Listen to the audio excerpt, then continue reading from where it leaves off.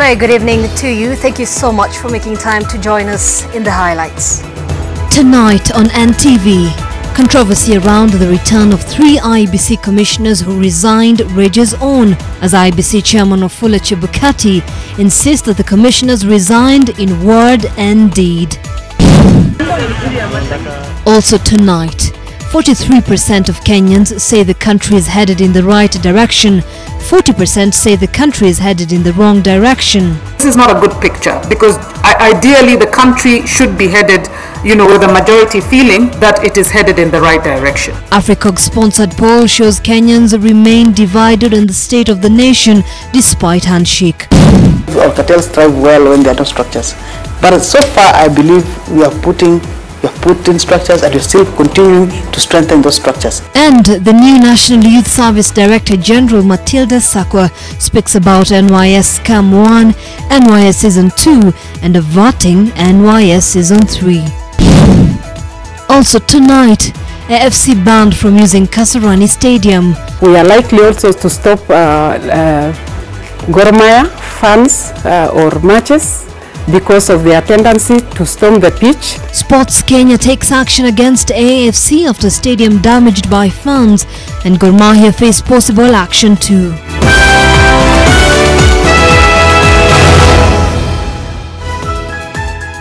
NTV Weekend Edition with Zainab Ismail. A very warm welcome to the program. Now, my co-pilot this evening, Trevor Mbija, is a little bit under the weather, and of course we wish him a quick recovery, Trevor. But our sign language interpreter this evening is David Agondoa. Now, hands may have been shaken and a 10-year ceasefire brokered by the political class, but intrigues at the Independent Electoral and Boundaries Commission never ceased to amaze. At least 2 of the 3 commissioners who resigned 4 months ago, decrying poor leadership, say they will be back in office on Monday after dipping their toes into the water Friday. The chairman of Wafula Chebukati, in whose leadership they took a vote of no confidence, has however told NTV that they won't find it quite easy as the memory of the dramatic exit remains afresh. The latest InfoTrack research and consulting findings show that a majority of Kenyans are in favor of the disbandment of the Independent Electoral and Boundaries Commission and want it formed afresh. The majority also have no confidence in the IEBC's ability to organize credible elections in the future. We've seen that electoral justice continues to be a major concern. People are not happy with the IEBC and do not believe that it can deliver credible elections as currently constituted. And there needs to be an effective and open and honest national conversation about how we are going to conduct elections in future. The public sentiment notwithstanding, Commissioners Maina and Mwachanya at least have made their intent to return to office known. On Friday, making their initial foray since their resignation in April to the Anniversary Towers where the commission sits. And they intend to do so on Monday on the grounds that President Uhuru Kenyatta, to whom they tendered their resignation, failed to initiate the process of their replacement.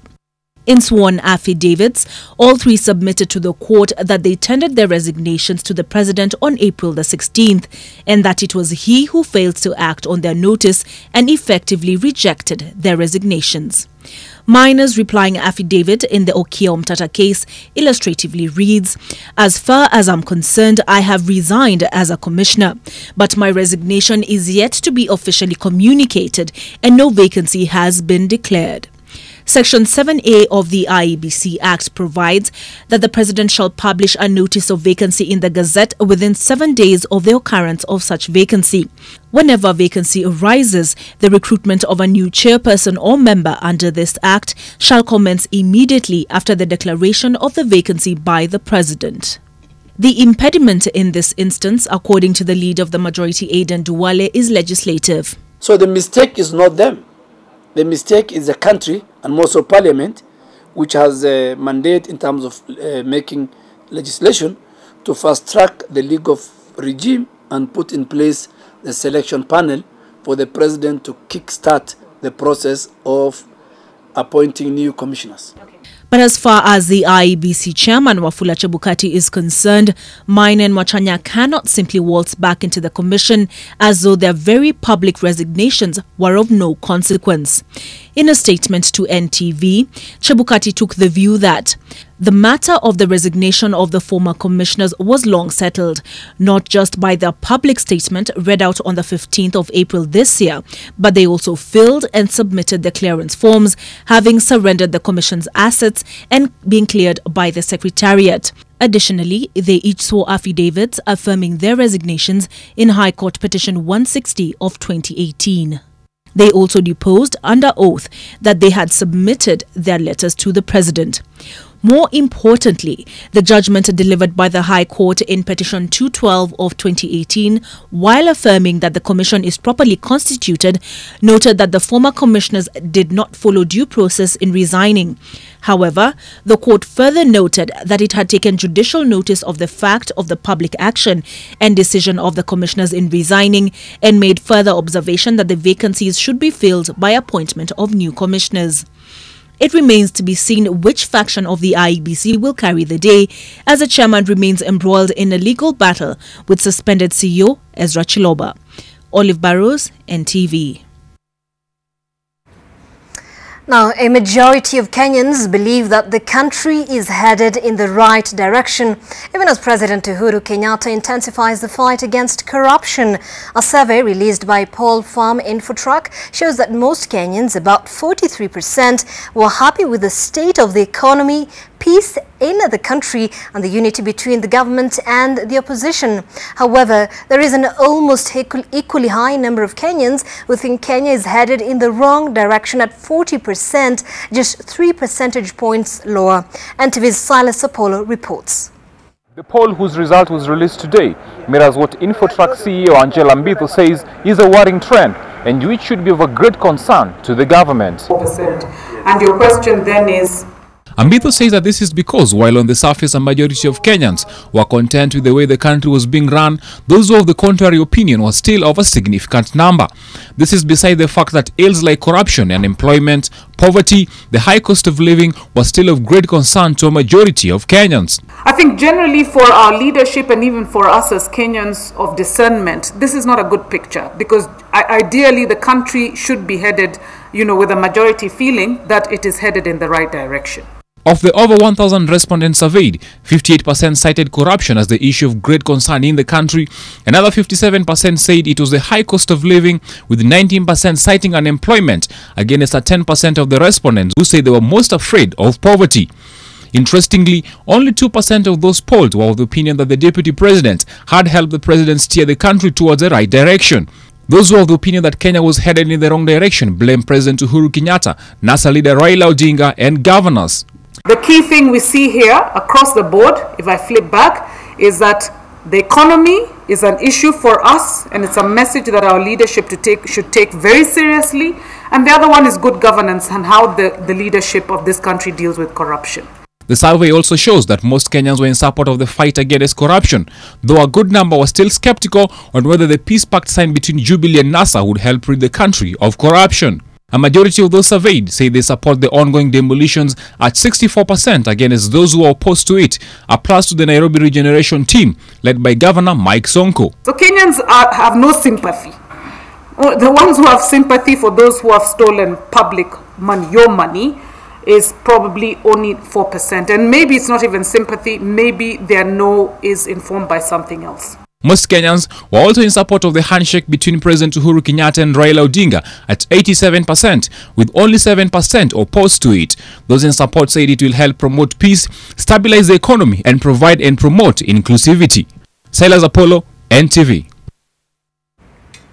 Now, the remains of a woman who was attacked and killed by a crocodile on Lake Victoria 4 days ago has been recovered. Regina Tieno's head was found floating in the water next to the sport area. Residents suspect is a reptile's hideout. Oko Kusa reports. It was a horrific scene that left those who viewed it devastated. The badly mutilated head was found early this afternoon, just a stone's throw away from the victim's home. Ni kichwa na alikuwa amesonga hivi. Sasa niyo kichwa tu peke yake ndio imepatikana.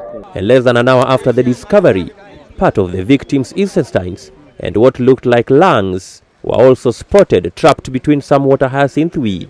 Unajua last time, the other day, waliwaambia watu wa KWS ya kwamba wamespot hiyo crocodile hapa kama inafanya sandbath. Imefungua mdomo hivi. Na wakaignore tu. Sasa unajua jana pia sijui ilikuwa spotted na leo ndio sasa wamekuwa serious kuitafuta. Regina's husband Evans Udhiambu was among the first people to arrive at the scene. Next to the place where the victim's head was recovered, the residents discovered what they believe is the crocodile's hideout. The 37-year-old mother of 5 is said to have been attacked by the croc last Thursday at around 7 p.m. as she fetched water from the lake for bathing. Pale mamake alikuwa hakumuona. Ndio sasa anakuja akipiga nduru. Ati dadi. Mami alikuwa anaenda kwa lake kuchota maji na nimesikia akipiga nduru mara mbili na simuoni. A quick response by her husband and her son yielded nothing. Wakati mimi naingia na mtafuta ndani, mimi namuita jina. Mama Hilary, hakuna mtu anaitika. The attack happened barely 4 hours after the body of a 25-year-old fisherman killed by a hippo was recovered at Usoma Beach, 3 kilometers away from Dunga Beach, where Regina was mauled. Ouko Kusa, NTV. Now, President Uhuru Kenyatta is set to hold talks with U.S. President Donald Trump tomorrow at the White House, with the focal point being security and governance between the two states, as well as trade and investment. President Kenyatta touched down at Dulles International Airport at 4 p.m. Washington, D.C. time on Saturday and was received by a team of senior U.S. and Kenyan government officials led by Kenya's ambassador to the U.S., Robinson Jerugithai. A visit that is set to further shape relations between Kenya and the U.S. as well as boost economic growth. We have the exacting news, direct flights by Kenya Airways. So again, we are appealing to the travel agents to support Kenya Airways because this will be a game changer. You see, as I'm sure you know, as of now, US has overtaken UK as our largest source market of tourists. We expect big growth in our flowers coming here to USA. You see Kenya Airways. According to Foreign Affairs CS Monica Juma, the increase of Kenya's export volumes under the African Growth and Opportunity Act, AGOA, will be discussed. This is in line with Trump's administration's recent interest in negotiating for a bilateral free trade agreement with an African state. There are also a lot of expectations in line with the president's Big Four agenda. If you look at the president's Big Four item agenda, particularly on universal health. Again, we are working very closely with American companies to supply equipment. And we have invited even 2 other companies to go to Kenya, and one of them has already gone to do a review, and they were very positive. President Kenyatta's team says the Trump meeting is also meant to foster security ties as Kenya is dealing with the Al-Shabaab menace, with the US vocal about combating terrorism. President Kenyatta will also meet business executives of leading US companies under the umbrella of the Business Council for International Understanding. Helen Aura, NTV. Now, President Uhuru Kenyatta will be holding a meeting with US President Donald Trump at the White House on Monday. Ahead of that meeting, Amnesty International has written a letter to the two leaders to address 5 human rights concerns as they sit to hold talks on improving relations between the two nations. Some of the issues outlined in the letter addressed to the two leaders include, and I'll state, Amnesty is asking President Kenyatta to offer protection to all refugees in Kenya and ensure that the new arrivals are properly promptly registered and given valid documentation to stay in Kenya with a secure legal status. The rights body wants publicly declare that all refugees, including people from Somalia, can continue enjoying asylum status and will not be pressured or forced to return to their countries of origin in violation of international law, and to respect the freedom of movement of all refugees, and to protect refugees in Kenya from all forms of police harassment and intimidation. Amnesty International also wants the U.S. government to admit at least 75,000 asylum seekers in the fiscal year 2018 to 2019 in light of worldwide needs and U.S. capacity, among other issues. Now, Amnesty International is also asking the government to stop all forms of harassment, intimidation and attacks on civil society organizations and human rights defenders for expressing the right to assembly and expression, and to ensure that regulatory bodies such as the NGO Coordination Board are there to due process in all matters involving freedoms of expression, assembly and association in accordance with the Constitution of Kenya. The rights body is also calling for radical police reforms to strengthen command authority over officers, independent oversight and community policing, to investigate and prosecute all officers who used excessive force on peaceful protesters during the 2017 polls.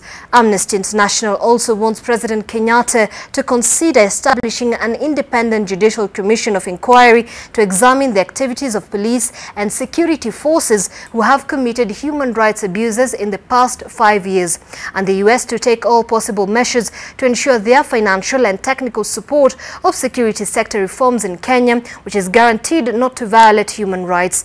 The rights body is asking for a stop to all evictions and arrests of the Sengwer community members for being present in the Embu forest, to ensure that all Sengwer who have been evicted are allowed to return to their places of dwelling in Embu forest in safety and dignity and have access to effective remedies, including a public apology, reparation and compensation, and invest in humane ways of relocating communities. They also want accountability for drone strikes by the U.S., in which they have recommended the U.S. to establish or assign a dedicated investigative entity to independently, impartially and fully investigate all potentially unlawful deaths caused by drone strikes.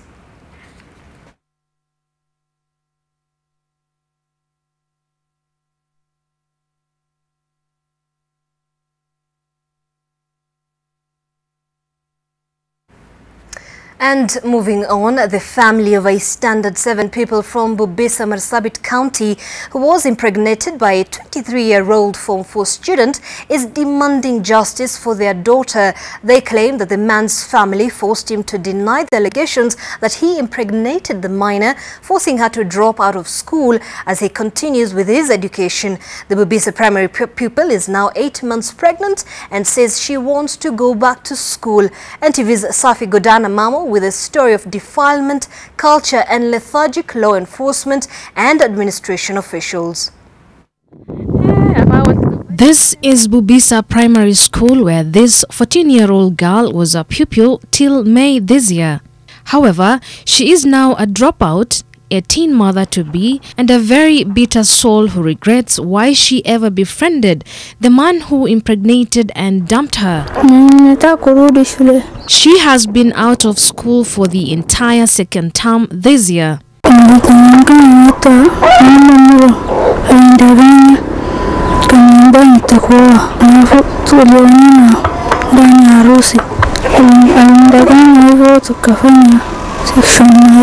Doko Racho is a frustrated mother whose dreams and ambitions about her daughter's education and good future has been shattered. I am very sad. I knew my daughter will finish school and help me and help herself as well. But now I am disappointed because that man has just snatched that dream from me. Her life is ruined and I don't want to see her uniforms on the floor. She is a child and the government needs to intervene. Her only brother shares with us his frustration and how he got stranded between police and the area chief, whom he claims refused to extend a helping hand. When my sister told me she was pregnant for Mama Umaru Godana, I went to his family, and before culprit was contacted, his family denied the matter on his behalf.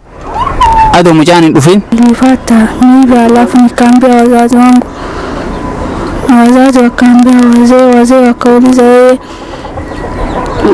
baadaye akakataa kukubali.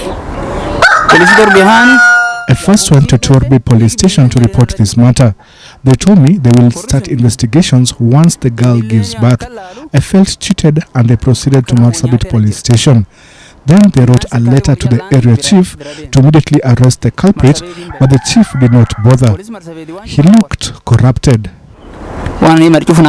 They say justice delayed is justice denied, and in this part of the country, specifically in Gabraland, this is a very common practice where in such situations girls are not only blamed or punished, they are also chased away from home, whereas the man in question is cleansed by council of elders, accepted back in the same community, and he can marry another girl from the same tribe, and life continues. Hawezi rudi kwa jamii na hakuna gabra atawayo msichana katika kimila yetu. Sasa kama hiyo mwanaume akikubali, huwa fine inakuwa ni 70 mbuzi. Ni familia ya msichana ndio wanaenda kukula. Hiyo kijana ashukwe haki ya mtoto na haki yangu. The children department in Marsabit, when contacted by the parents, referred the case to police, stating that it is a defilement, and according to the Bubisa Primary School management, police have turned a deaf ear to the case from the beginning. And this case has now dragged on for almost 3 months now. It's going to the 3rd month, and that was around June, early June. That is when we had written to the DO. The DO had gone to the police the same month. He had gone back there several times. But up to now, we don't know why this case has not been picked up by the police. Even if I don't get justice from the police, I know Amina Mohammed, the lady I was told is the Minister for Education, is also a mother, and I'm asking her to intervene because I want my girl to get justice she deserves. All said but nothing done. The minor says that her quest for education is still fresh, and not even her unborn baby can change that fact. Safi Godana Mamo, NTV, Bubisa, Marsabit County. All right, let's take a short break here on NTV Weekend Edition. When we come back, we'll take a look at that conversation between Trevor Mbija and the new NYS Director General, Sako Matilda. Then transport them to the quarry. But surely, if a hairdresser is paid millions... How many bags did you use there? How many bags? 3 bags. She carried millions in bags and sacks like potatoes. I'm the one who whistle blew on NYS, right? And I still maintain that I'm a whistleblower. Please give us a break.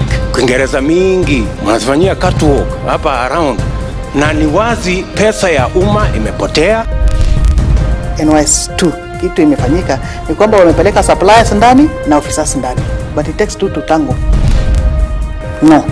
Tasafisha wote so that kama kuna cartel amebaki akuwe ni ule amejificha kama panya.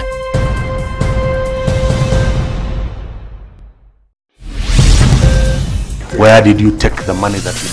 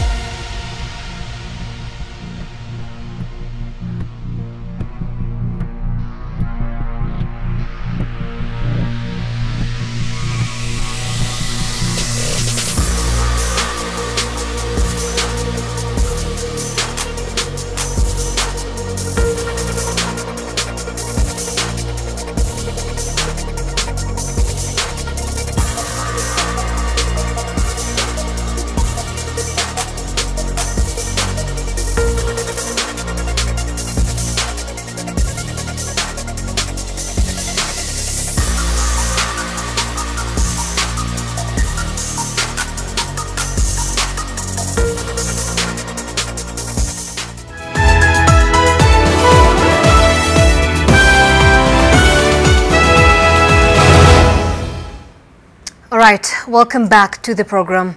Now, whenever the name National Youth Service comes up, many think of a graft-riddled institution on its knees.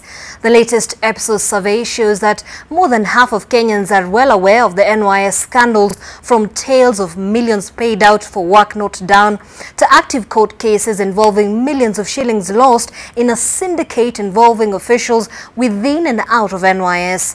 Now, 2 Director Generals after the first NYS scandal and several restructuring exercises and a budget cut later, will there be an NYS Season 3?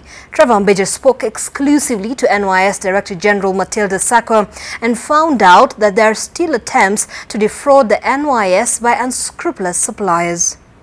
The most infamous soundbites about NYS was made by the Deputy President William Ruto when he said a hairdresser admits to carrying money in sacks, making millions. Stories. Oh, you know, this is... please, give us a break. Kiingereza mingi.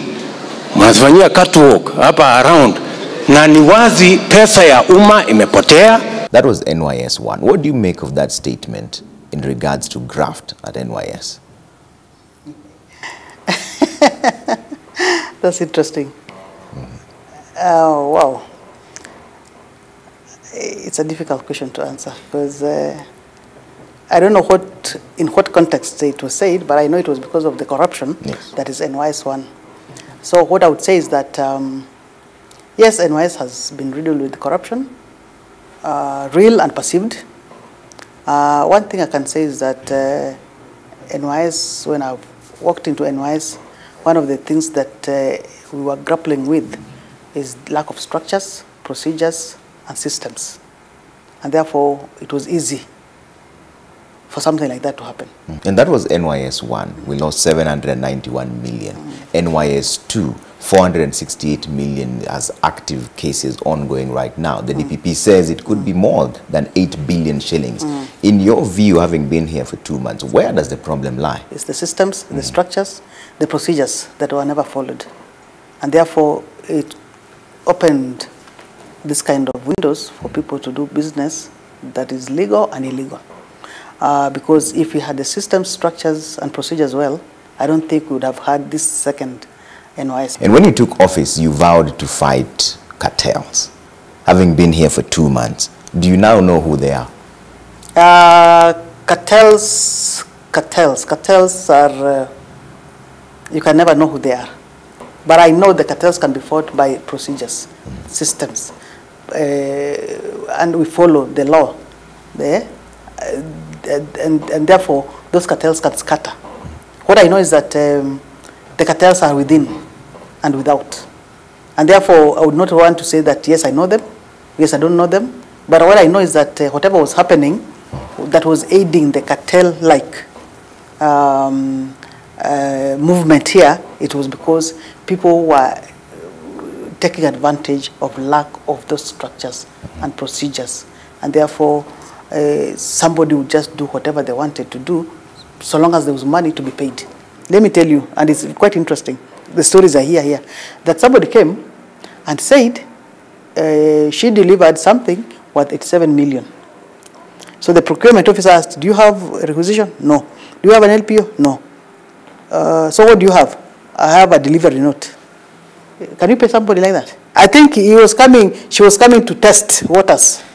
How extensive has been then vetting been for the new suppliers at NYS? Because they're part of the structures that you're talking about. It's been extensive. We are to conclude that exercise by tomorrow, so that we look at your background, your address, your KRA, and all that, and we even go to registrar of companies to find out whether you are registered, who are these directors, you know, those kind of things, because before that I believe we never did those due diligence. And you mentioned that are there some old suppliers who have made it back to the list? It's now possible. That the vetting is ending. It's possible. But let me say that not all suppliers were bad. Even the ones who are doing business with NYS, not all of them were bad. Just a few. Just a few are the ones who are bad. And it was open for everybody. And we even said that even those old suppliers can still apply and still do good business with NYS. In the vetting of the new suppliers that you're talking about, have you gotten any resistance from the old suppliers who you're now going to cut out? No. They don't know whether you're cutting them out or not because you have not given them the results. But I don't think there's any reason why they should resist, so long as they have all the paperwork. They have the KRA, they have the addresses, they're registered. And if they fail, we'll tell them why they have failed the test. And for example, those ones who are under investigations, they know they are under investigations. So we'll tell them, you still have an integrity issue. Yeah? You still have an integrity issue. However, if you are cleared, then we can do business with you. But we are not going to pick on those ones with integrity issues. Yeah. The president gave a warning about to heads of parastatals and even institutions that there is not going to be an excuse that someone called you. Time is gone where you say I did because somebody made a phone call to tell me to do something. Responsibility is yours, and you will have to carry the weight of the decisions that you make. Have you had any undue influence ever since you took office? Has anyone tried to come to you and use the power of their office to influence your decision in one way or another? No. None so far. So good. Nobody has called. And you'd be mad to call to influence me to do the wrong thing. Everybody's alert. I'm alert. And I don't believe in that idea of somebody calling you unless they mean no bad for you.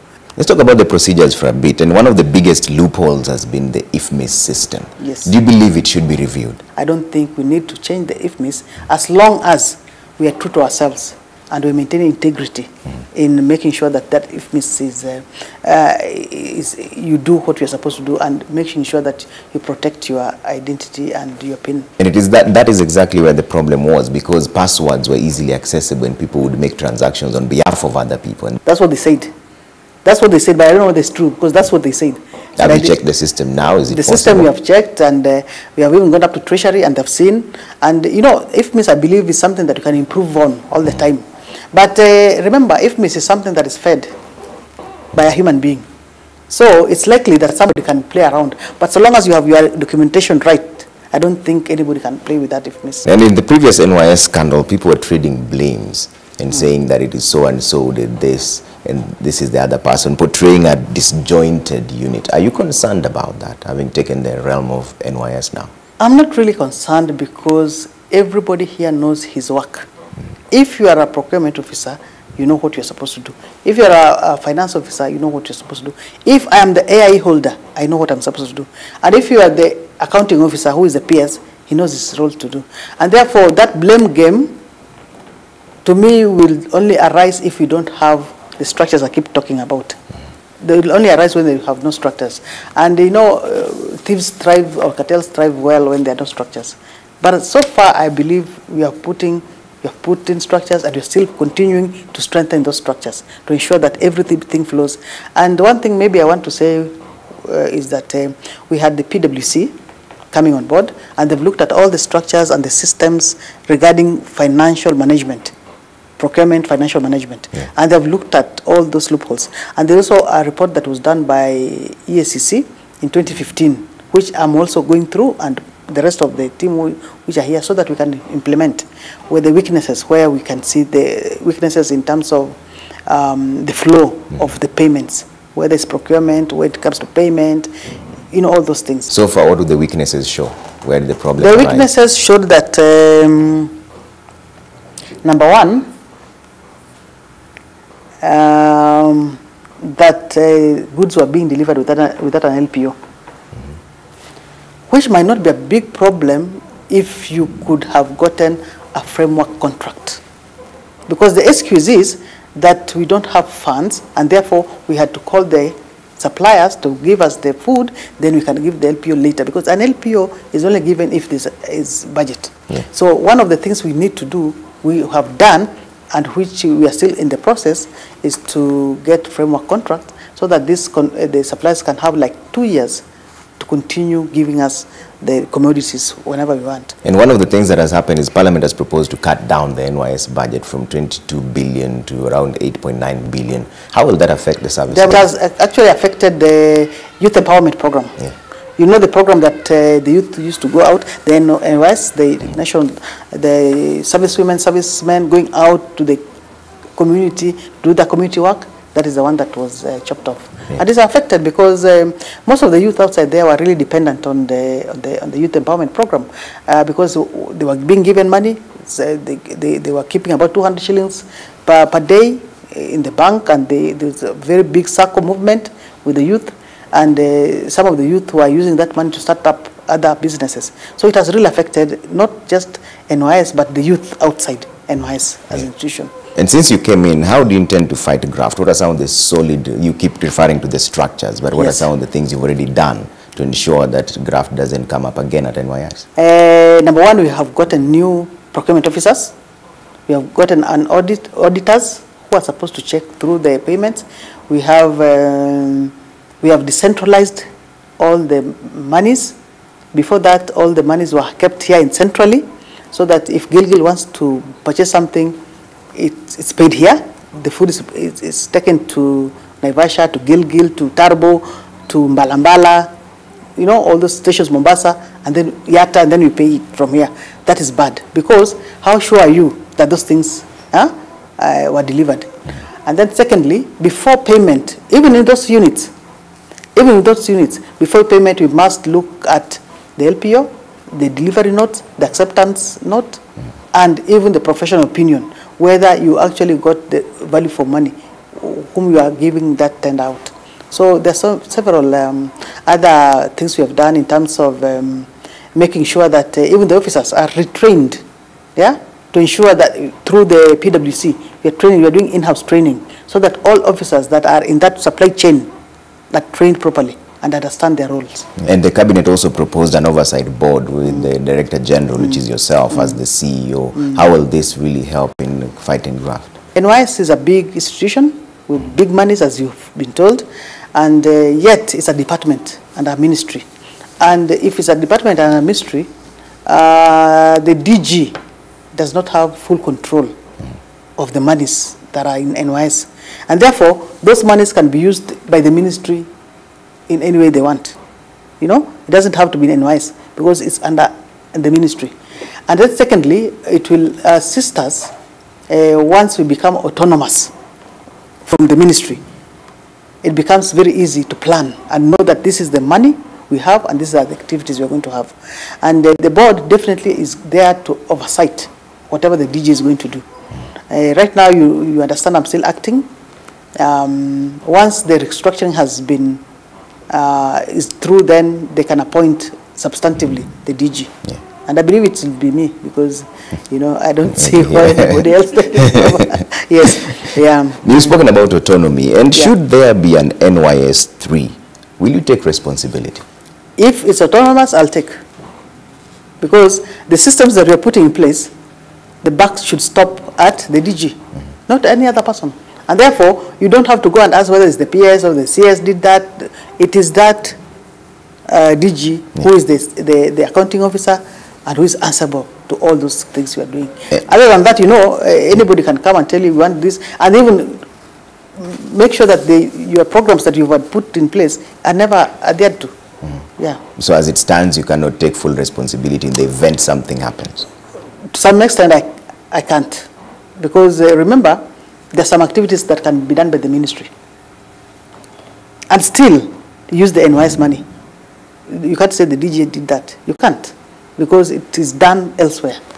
But if it's autonomous, then you know this is your money, you are responsible for this, you are accountable for this, and you are the AIE holder, and you are the accounting officer. Yeah. But so long as you're not the accounting officer, then therefore any other person can be held responsible. You've been here for about 2 months now, and when you walked in, what surprised you the most? What surprised me the most is the potential of NYS. Other than the corruption that everybody is reading about, which I also was reading about. Did you find it when you were here? Have you seen any traces?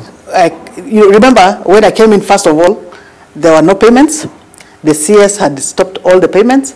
The suppliers we got had been stopped. And therefore, I came in when we started new registration of suppliers. And therefore, we could not see any corruption. One of the other concerns has come from the issue of recruitment, and cohorts say that there are some jobs that they did and they've not been paid for up to date. The cohorts? Yes. It's true.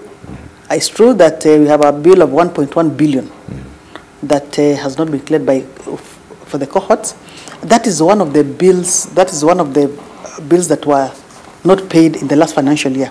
We are hoping that we will pay them in this financial year, and we are still going to engage Parliament because that 1 billion was money that the youths had done, but that is the money that was slashed from the budget. The about 8 billion that was slashed was going to pay the cohorts and also continue the youth empowerment program. Yeah. So when do you see this being resolved? As soon as the Parliament maybe gives us through the supplementary estimates, we'll pay them, because that's a debt to the youth, and everybody knows that the youth is a very volatile population, that if you don't do that, and I think the CS knows about that, and the PS, they have taken it as a priority to ensure that they engage the Parliament, the relevant committee, to ensure that these monies are released to pay these servicemen, servicewomen, and the youth who are outside there. And speaking of the volatility of the youth, there's been a concern that the transition from NYS into getting jobs has been really minimal, and the youth end up being just out there doing criminal activities or just staying without jobs. I believe that any youth that has come through NYS has gotten a job. Majority of them get jobs. The few that have not gotten jobs, that's what we are saying. As I come in, we want to look at the exit strategy of the vocational training. What else? Because remember, first of all, we have the paramilitary training, then we have the national service, then we have the vocational training. Then after that, what else? So that exit program is what now we were working on. And as I came in, that was the first question I was asking, what do we do with the youths who cannot get a job as they exist in NYS? During elections, we saw some of the youth from NYS in some sort of a collaboration with the police, and it gave the perception that they are a separate force. Well, remember, the Act says that is a reserve army, is a reserve for the army, NYS. So they can be deployed. They can be deployed. It's not another service. It's just a national youth service, but can be deployed from time to time. After all, we also get engaged in police work, security work rather. When there's any function, we go there to give security backup. So it's not something that it was just done during electioneering period, but any other time we are called upon, we go. But how far does the mandate go? The mandate goes as far as they have been called upon, and in writing, either by the police, IG, or by the defense, which we have never done though, but we are a reserve of the army. And as we come to an end, when you were told that you'd be the DG for NYS, what crossed your mind? What's the first thing that came to your mind? It was a shock. Definitely it was a shock. And it was a shock because I never dreamt of coming to NYS. After people being arrested, the 2 DGs being arrested and rain in court, why me? Let me tell you something, Trevor. I've never had prayers like that in my life. So many prayers, people praying for me. Personally, I also prayed because I didn't know what I was coming to. It was scaring. Even the time I was being introduced here, it was really, really scaring. But I've been here for 2 months now. I think it's doable. I'm a human being, you have to fear. Because I didn't know whether I'm going to end up in Langata in the next 1 or 2 years. But I'm confident I will not end up there. I'm confident. What do you want Kenyans to remember you for? I want Kenyans to remember me for one thing, number one. Number one is to know that is the daring lady. I really dared to come here. I'm telling you the truth. In fact, even my friends were asking me, are you sure you're not being set up? Honestly, everybody was scared for your life at some point. Scared at some point. So I want Kenyans to remember for, it's too early to say what I'll do, but I want them to remember that I came in at a time when there was a bit of turmoil, and to remember that I said I'm going to do my best to ensure that the youth, our focus should back on the youth. We are going to ensure that the youth get what they're supposed to have, and therefore go back and say that NYS was put in place to ensure that there's nationhood, patriotism in our country, and we are going to use the youth of this country to ensure that we have patriotism and nationhood. Secondly, to ensure that those youths in the villages and every other place who cannot have jobs join NYS and end up having jobs, because that's the exit strategy I want to look at, that the youths who come through NYS must have an exit strategy. All right. Yeah. Thank you very much for making time for us. Thank you. Thank you so much.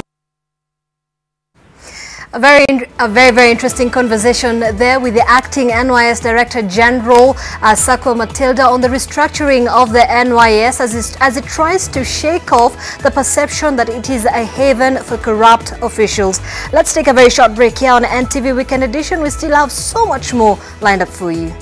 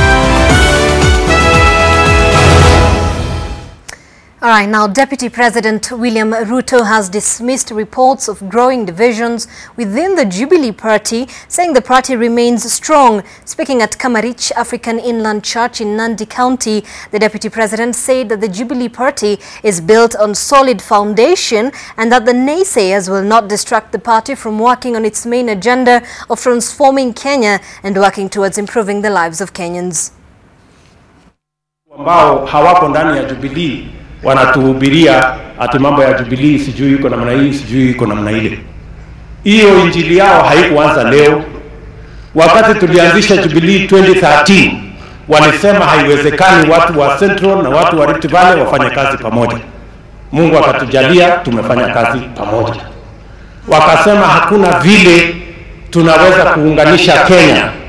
Tuondoe URP, tuondoe TNA, tuwe na Jubilee moja.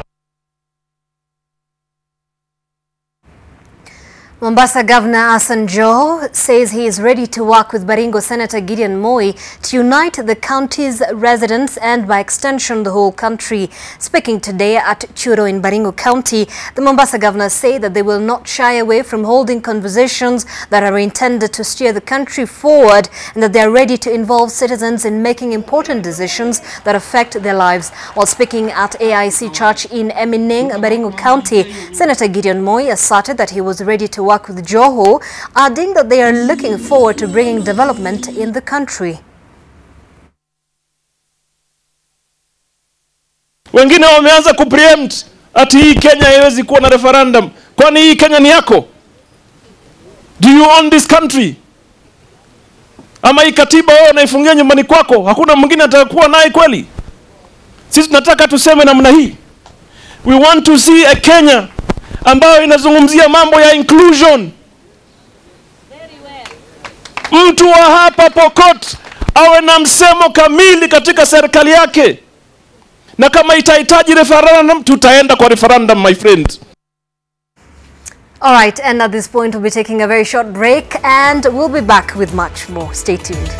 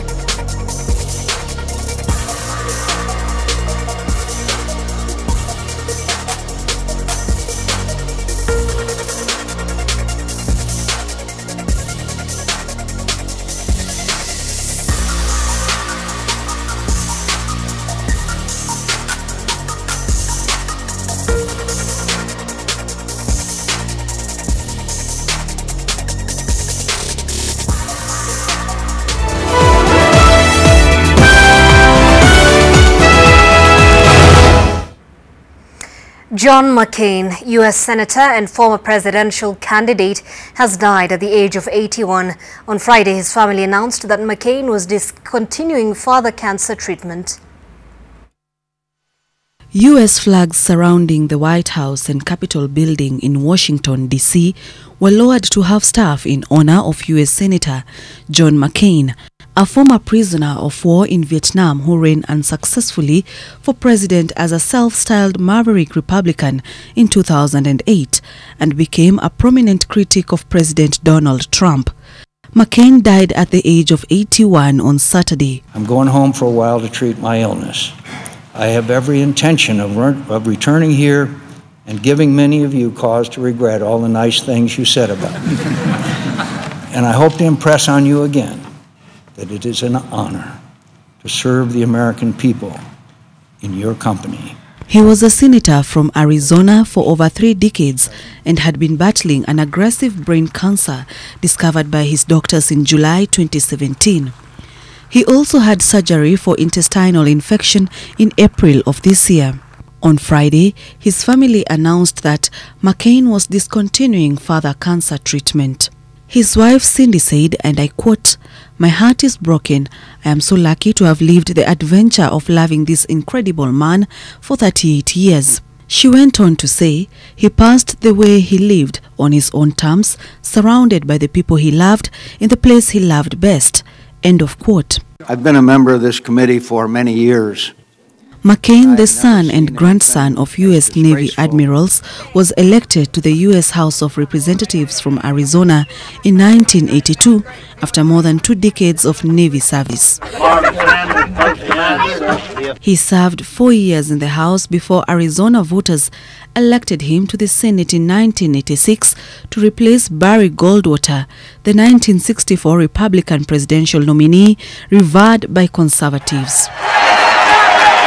In running for president in 2008, McCain tried to succeed an unpopular fellow Republican in Bush, who was leaving office with the country mired in wars in Afghanistan and Iraq and stuck in a financial crisis. It was a stark contrast between McCain, then a 72-year-old veteran of the Washington establishment, and the 47-year-old Obama, who was offering a "Yes, we can" message of change. I can't trust Obama. I have read about him, and he's an Arab. He is not. No? No, ma'am. He's a decent family man, citizen that I just happen to have disagreements with. McCain tried to inject some youth and enthusiasm into his campaign with his election of Palin, Alaska's governor, as his running mate. But the choice backfired as her political inexperience and shaky performances in media interviews raised concerns about her qualifications. In his new book, McCain voiced regret for not choosing then-Senator Joe Lieberman, a Democrat turned independent, as his running mate. During the Vietnam War, McCain flew attack planes off aircraft carriers. He was preparing for a bombing run in 1967 when a missile fired from another plane hit his fuel tanks, triggering a fatal explosion and fire. He suffered shrapnel wounds. His wife Cindy and their family were with him as he took his last breath. All right, and at this point, we'll also take a very short break. We still have so much more, including that story on an associate professor at the University of Nairobi and something incredible that he's doing.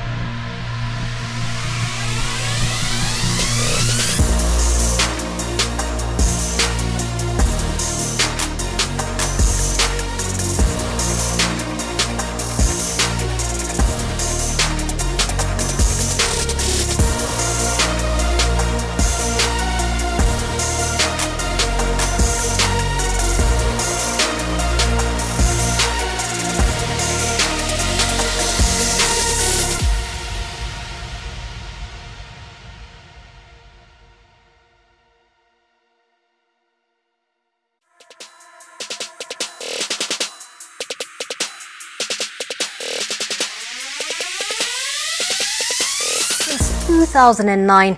Unlike other lecturers, he is deaf and he has to have an interpreter by his side in all classes. NTV's education reporter Sharon Baranga caught up with him. It is a chilly Monday morning at around 11 a.m. Professor Michael Ndurumo is on his way for his second class of the day at the University of Nairobi. Good morning. Inside class 207, a fourth-year class taking community psychology is eagerly waiting for him. Professor Ndurumo is deaf. He has to have an interpreter in all his classes. On this particular day, Jacqueline Jue will help interpret the lesson. But later on, we find a way to... I was brought up in Nyeri. That's where I started my education. I went to class 1 there. Then at the end of the year, I became deaf from meningitis. I had come all the way to Nairobi to see my father. So in December 1960, I became deaf. And he had to deal with a number of challenges after he was done with his primary education. The high school in Kenya did not know how to deal with a deaf student. So I stayed at home for almost 6 months, waiting to be admitted. But in May 1970, I was admitted at Nyeri Baptist High School.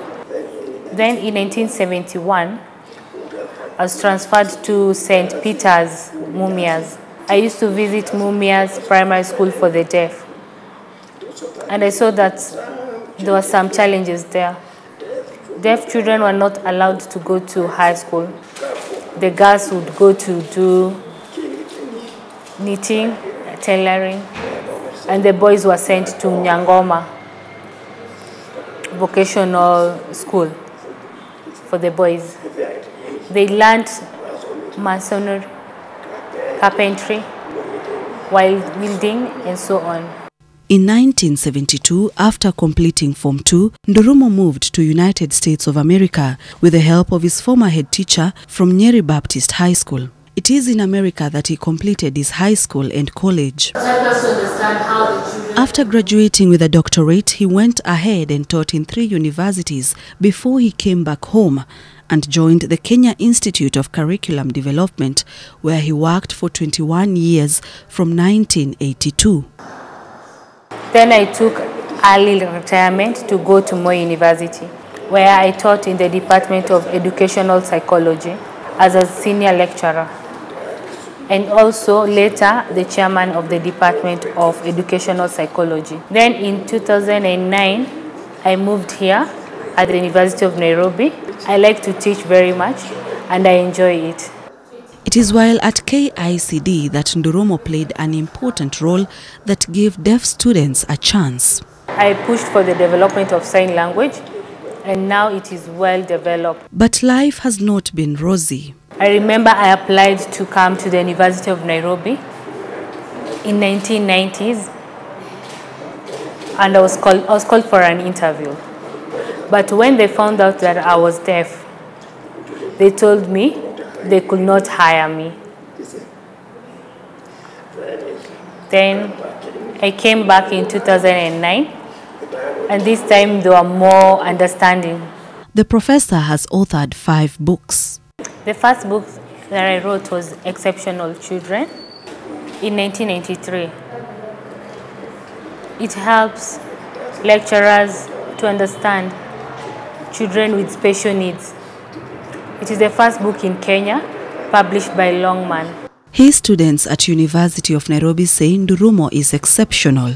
With themselves. It's a great experience being taught by someone who is deaf and he has determination.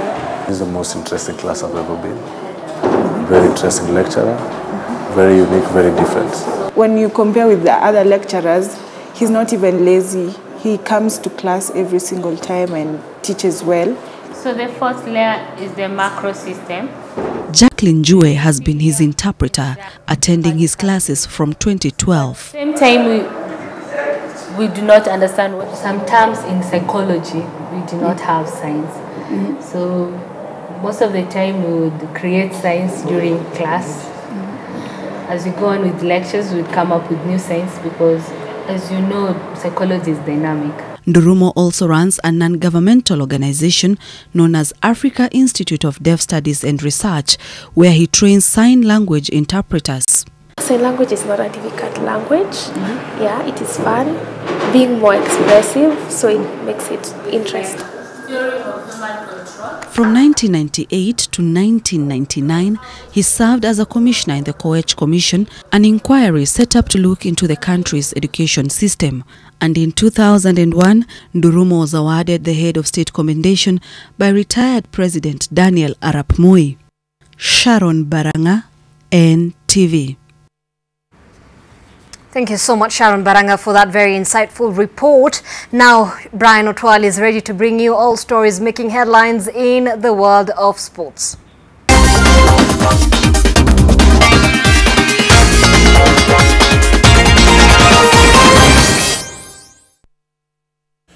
Let's now get sporty. My name is Brian Otwal. AFC Leopards has been banned from using the Kasarani Stadium until further notice, with Gor Mahia facing a possible ban from Sports Kenya. AFC Leopards fans vented their anger after their arch rivals Gor Mahia beat them en route to securing their 17th Premier League title by vandalizing seats at Kasarani, while Gor Mahia fans stormed the pitch at full time. But this is an expected reaction in a script that has unfolded over the years with no solutions found for Kenya's hooliganism problem.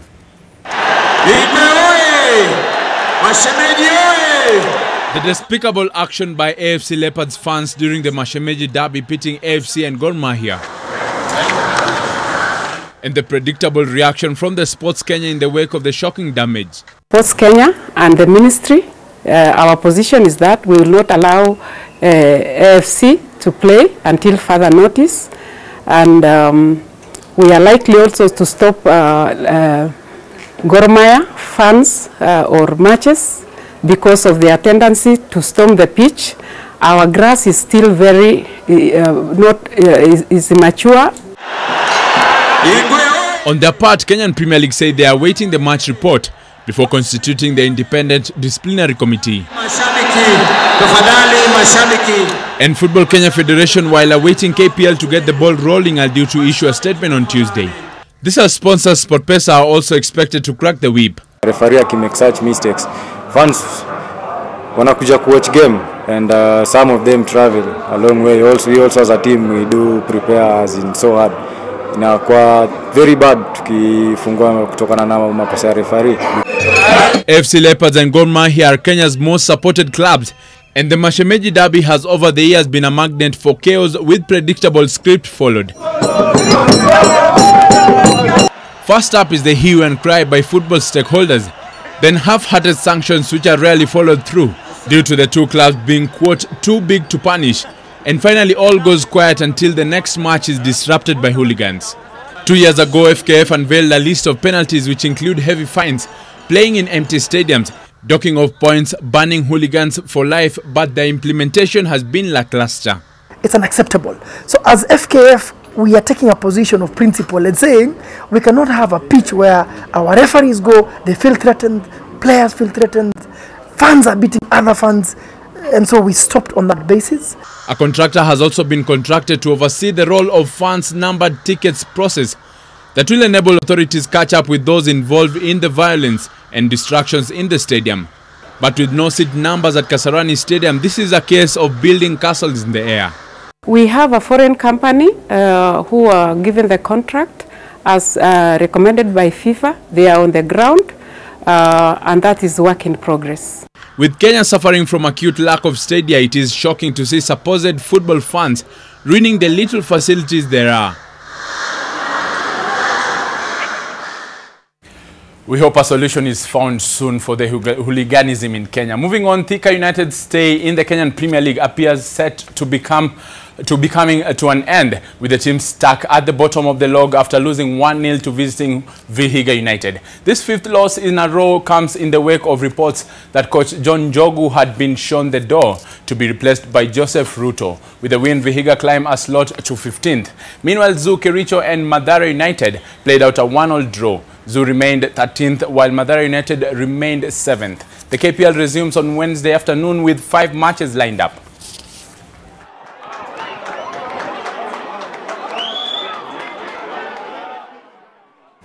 And the national junior volleyball team started their campaign in the Under-20 Africa Cup of Nations Championship on a winning note, thrashing Tanzania in straight sets at the Kasarani Indoor Arena. This as defending champions Egypt also recorded a win in their opener. Michael Mwithiga with the details.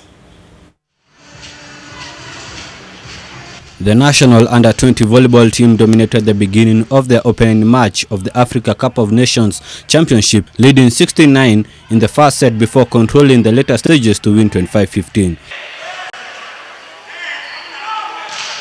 Tanzania fought back in the early stages of the second set, trailing 8-6 and 16-13 at the first and second technical timeouts before going down 25-21. The third set saw Kenya lead 8-4 at the first technical timeout, and the junior Malkia strikers never looked back, winning 25-11. I have an upper hand because I'm playing at home, and the girls, they know they have nothing to lose. For them is to play volleyball. For them is to entertain. But anything else depends on me. In the first match in Group A, Democratic Republic of Congo beat Mauritius 3-0 of 25-23, 25-18 and 25-23. In Group B, defending champions Egypt opened their title defense with a straight sets win of 25-14, 25-16 and 25-12 over Uganda. On Monday, Nigeria faced Cameroon in Group A at 2 p.m. before DRC plays Egypt in Pool B. At 4 p.m. Rwanda battles Mauritius in their first match of the tournament at 6 p.m. Kenya will next face Nigeria on Wednesday at 4 p.m. With Kenya up and running in the Under-20 Championships, they will be seeking the same momentum when they face Nigeria on Wednesday. Mike Mwithiga, NTV Kasarani. And Nakuru RFC won the driftwood leg of the National 7 circuit as the Homeboys dance was finally stopped. Equity Bank ladies aced basketball action at USIU, while Butali shone in hockey at the City Park grounds. Details of this in our local roundup. Nakuru RFC are the champions of the driftwood leg of the Stanbic National 7 circuit. Nelson Oyo's sudden death try secured the 12-7 win for Wanyure over Momba after the sides had tied 7-all in regular time. KCB finished third, with Homeboys settling for fourth in Mombasa. The circuit next docks in Kisumu for the Dallas Sevens. In the Kenya Basketball Women Premier League game played at the USIU grounds, Equity Bank thrashed Massaku Sparks 99-37. Orlando Men's Division 1, Eniba beat Terra 71-50, Zetech Titans outplayed Strathmore University 49-41, and the Blazers defeated MKU Thika 55-50. Swahib Omar won the four-wheel drive turbo class of the KCB Autocross Championship Nanyuki leg ahead of championship leader Rehan Shah. Saman Vora won the two-wheel drive non-turbo ahead of Kunal Patel and Hamza Anwar. Laikipia County Governor Ngerito Morethi awarded the winners. Amazing experience actually participating in the autocross. Before I was mechanic in the service crew, and now co-driver, and now of course rally driver. It's an amazing experience. The track is very, very tight, and the pressure of course is on us to make sure we can get as much power as possible from the baggy. The first edition of the County Assembly Sports Association Games will kick off on Monday at the Kasarani Stadium. The games will feature all 47 counties competing in 23 sporting disciplines. And Chelsea kept up their 100% winning start to the English Premier League season by snatching a 2-1 win at stubborn Newcastle United. Eden Hazard had blasted Chelsea ahead in the 76th minute from the penalty spot. Newcastle created little going forward, but they drew level through Joselu 7 minutes later.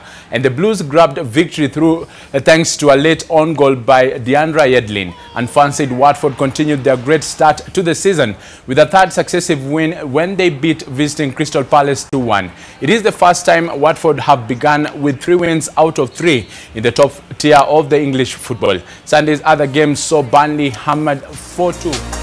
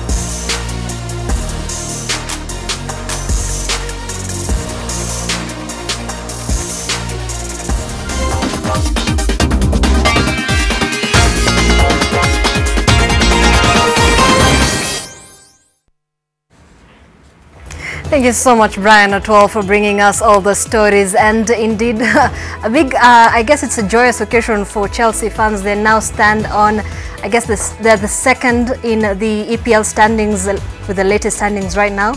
Well, that brings us to the end of our bulletin this evening. Many thanks for being part of this bulletin. Our sign language interpreter tonight was David Agondoa. I'm Zainab Ismail. Have a good evening.